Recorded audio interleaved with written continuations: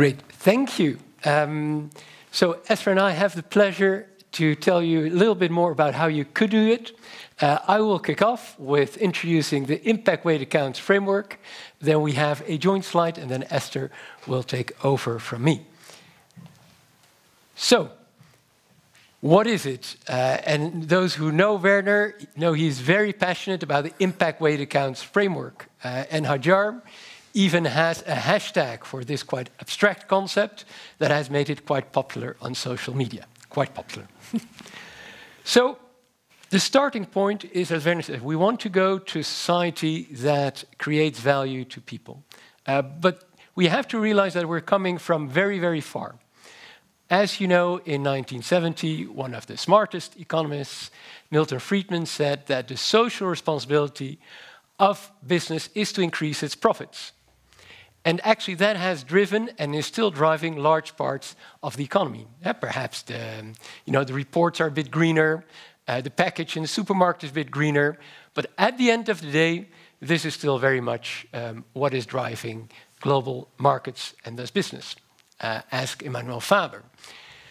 But you do see a need, a deeply felt need for people in business, but also their stakeholders, employees, the clients of business, that has to change.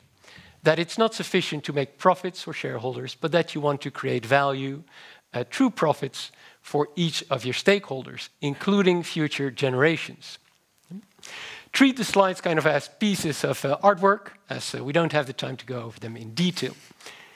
But then there is one small problem for that part of CEOs, CFOs, but also managers, employees. If you want to create that true value, well, this is the problem. You have no idea. As a business, you don't know the value you're creating for your clients, for your employees, or for future generations. You don't know.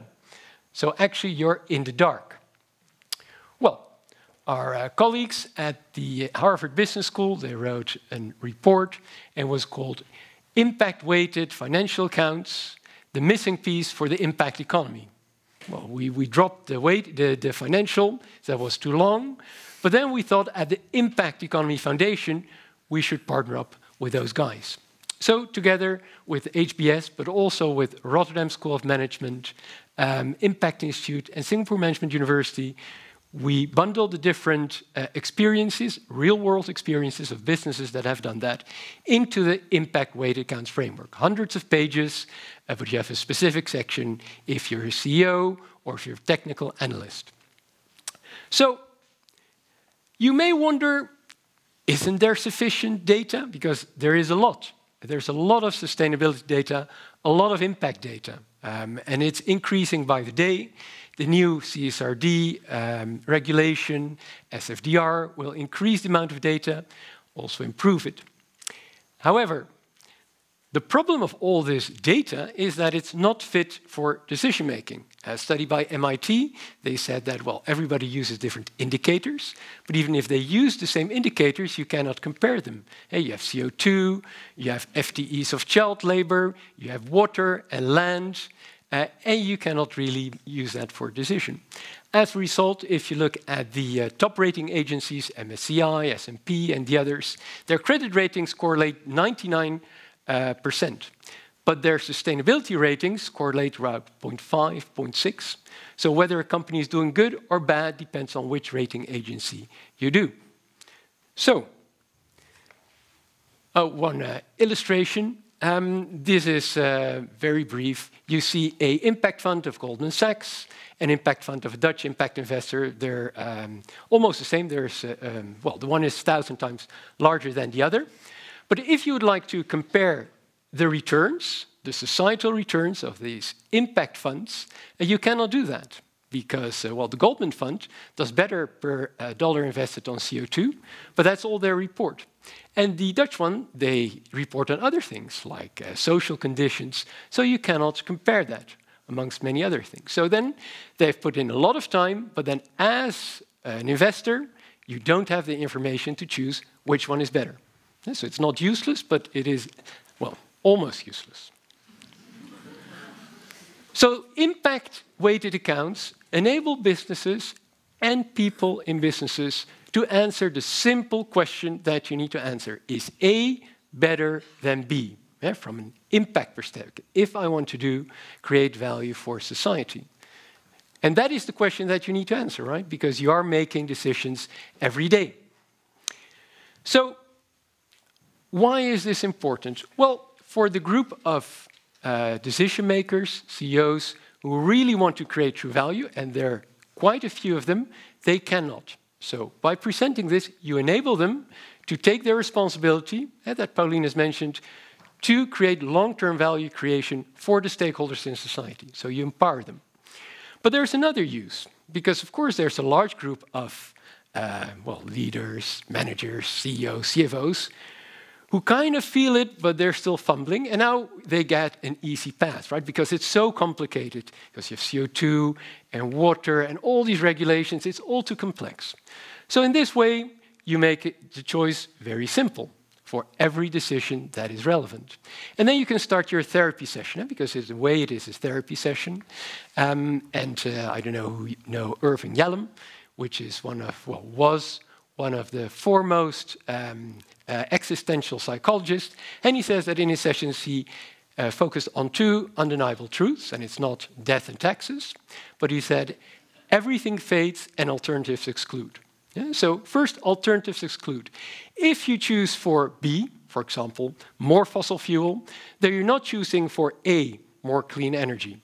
Yeah? So you cannot have your cake and eat it. And it's very important to take the time to realize that if you're in your therapy session with your CEO, or perhaps with yourself, or with your fellow board member. And the second truth is that everything fades, right? So at some point, we're dead. Irving Yalom was an existential psychologist. So it's not enough to say, well, you know, in 5 years' time, next year, perhaps when my career as board member with all the liabilities has ended, then I will choose for A. No, now is the moment to do that, so that you don't need to live with regret, as very many people do. So let's go back to the accounting. So how do we deliver? If you look at the impact-weighted accounts, the foundation is the integrated profit and loss. So if you take the normal profit and loss, it's a great piece of machinery developed over many years. So it measures very well the value creation for one capital, financial capital, on one stakeholder, the shareholder. So what if you take this great piece of machinery and you say, we just have to make it more complete? We're adding the other stakeholders. For example, if you pay wages, that's a bad thing on your P&L. It costs money. But from a society perspective, it's good because people can buy things with it. Same with taxes. And the other step is that you say, well, we shouldn't only focus on financial capital because, for human well-being, broad welfare, we also need social relations, human health. So if you sell lots of products that make people unhealthy, then you're not doing a good thing. Human capital, but also natural capital. And there we're talking about CO2, but also ecosystems and biodiversity. So by broadening your perspective, you can create a true picture of your value creation. It doesn't need to be perfect. It just needs to be better than the complete darkness that we're living in now. Then on the right-hand side, you see an example. It's from DBS Bank, to show it's also outside of Europe. It's the largest bank of Southeast Asia. And they had the question, okay, we want to invest more in electric driving. We get pushback from our people because they have to say no to clients. Is electric driving, has better CO2 from the driving, but is it really better if you include making the engine, if you include not only CO2, but also the materials, the conditions? And then if you do the exercise, you actually see that depending on where you're driving, it is better on average. It's not perfect. You still have CO2, you still have materials, but it is the better choice. So you can go to your account manager who provides those bank loans and say, this is better. Then the other part that it solves is you don't want to bring everything to one number, right? You don't want to force people with their choice. On the other hand, you can also not make decisions on 200 indicators. All the minerals, land use, CO2, CO2 from land use, water, child labor, forced labor, harassment, right? So you cannot also give all that list. So in the impact-weighted accounts, we try to focus what are the essential criteria, and then different organizations make different choices. But you give them the right amount of information that a decision maker, that a board needs. Not the 200 indicators, that's too much, but also not the one number that takes away the autonomy. So the first one is you want to create value for all their stakeholders. So the net value creation per stakeholders. Because if you create value for your clients, your employees, your shareholders, also your shareholders, and society at large, they will come back to you and don't run away. However, you don't want to create net value creation at the expense of others. You want to respect human rights, respect planetary boundaries. So you have to separately steer to stay within planetary and social boundaries, and you can quantify that. And the third, you don't only want to do less harm, you also want to do more good. You want to contribute positively to the Sustainable Development Goals. And that is the third. How do you measure your contribution to sustainable development? And then if you're different organizations, suppose you're a hospital or a philanthropist, you may put more value on shareholder value. If you're an impact investor, you may weigh them. And if you're a listed company, so I have to deliver good returns to my shareholders, but in a way that I increase the pie to society. So the nice thing about impact-weighted accounts is that it wasn't started as an idea and then we see who can implement it, but it's based on the actual experiences of businesses, you see a couple of them, who were already doing this and translated into best practices. There are different principles, because it was thought for each of the challenges, like how to be complete, how don't to miss anything, how to weigh different impacts, how to attribute it, because you create value in a value chain, principles were made so that you have a principle-based approach to do so. And that brings me to Eszter, who is a practitioner, who is one of the I'm not, but Eszter is one of the co-authors of the Impact-Weighted Accounts Framework. And we focused on thinking why the Impact-Weighted Accounts Framework, why now, how does that value, and does it fit with other frameworks? Eszter. Thank you so much, Can I give the floor to you? Thank you so much. Thank you. And it's a pleasure to be here, so thank you for listening, and hopefully you'll have lots of questions and feedback, and hopefully many of you have responded to the recent public consultation on the Impact-Weighted Account Framework, which has run throughout the summer until recently. So the point is, why IWAF and why now? As Adrian said, first of all, there are already practitioners who are experimenting with measuring in a comparable unit by monetizing their impacts, positive and negative. So the IWAFs are not out of the blue. They build on previous work, and they're consistent with monetary valuation of impacts.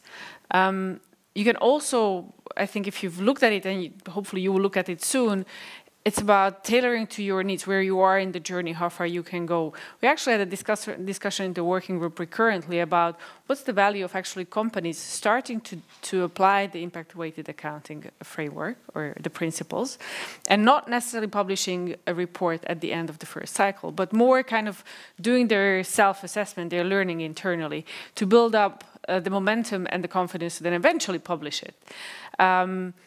Why now? If you, we've mentioned some of the regulations in the pipeline and already in place, such as the Sustainable Finance Disclosure Regulation, SFDR, the CSRD, the Corporate Sustainability Reporting Regulation, the Corporate Sustainability Due Diligence Directive, just to mention a few. All these increased focus on transparency and disclosure are a wonderful momentum where everybody is looking for clarity. If you've been trying to implement any of these frameworks internally, I think you're looking for clarity. So you probably will welcome to look at how the IWAs are looking at monetizing and comparing impact. There's also, we notice, I've been working, used to work at the Global Reporting Initiative for almost a decade. And that was a wonderful experience. And we've seen that some companies are at the beginning of their reporting journey and others are kind of graduates and they're looking for the next thing. How can they go even further? And you have now more and more companies who are past the standard sustainability reporting, and are looking for, okay, how do I actually make this more meaningful? And they're the perfect audience for the impact-weighted accounts. As mentioned, it kind of really fits well together with the other frameworks, and it does add value both to reporters and report users. I'll talk about that in a moment. Again, this is similar to the slide that Adrian showed a moment ago. Is like, how does this all fit together, and where do the impact-weighted account and the impact-weighted accounting fit into the picture? If you look at kind of, we're all focusing on climate because we see that as the most acute and most chronic risk we're all facing and well, already living the consequences. Looking at the broader than sustainability, ESG, and non-financial reporting frameworks, and then looking, narrowing down to looking at more impact-related disclosures and the work of also the Impact Management Project and UNEP and others. And then finally, kind of really showing the connection between the Value Accounting Network, the National Capital Protocol, and the Value Balancing Alliance, and how that feeds into the IWF. So again, this is just to give you a bit of context of how this all fits together, that it's not out of the blue, and wherever you are in your journey, you're somewhere on this continuum, and you can see how you can build towards impact-weighted accounting and reporting. So if you, hopefully you're all familiar with all the different documents, and if not, I hope that you will soon become familiar with them. But basically, it's good to know that it's an array of documents, 6 documents. And depending on where you stand in your journey and what you want to do with it, you can pick what you should read. Because if you look at the introduction, it's more the big picture of why is this important and why now. If you look at the conceptual framework, it gives you a more in-depth explanation of what IWF is about. The framework itself is the actual document where you will see all the definitions and principles and requirements. Again, this is relevant to an area of different user groups. And then depending on how much more in-depth you would like to go, you maybe have some questions that are unanswered, like, what do you mean monetizing impacts? Or, what is really the value for each stakeholder group? Or really a step-by-step guide of, okay, I get it, but what do I do? Like, where do I start collecting data? So all these documents are then supporting that process. Of course, the summary is, I think, where many of us would start, concise, to the point, you get it, then you can see what else you could make use of. So hopefully you can soon visit the website and download them or read them for yourself and come back with questions, because the whole point is you have a theory, but you need to turn it into practice. Very briefly, there are lots of benefits, both for companies and investors as data users. I was looking at it, you can read it for yourself. I think you should always be in control, so it shouldn't depend on IVAS for you to be in control as a company.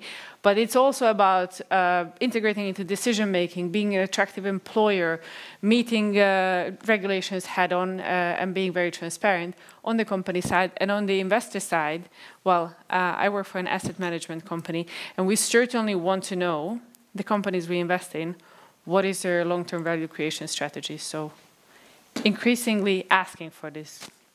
With that, thank you. Thank you, Esther. Thank you, Adrian. Can we get a big round of applause, guys? Okay.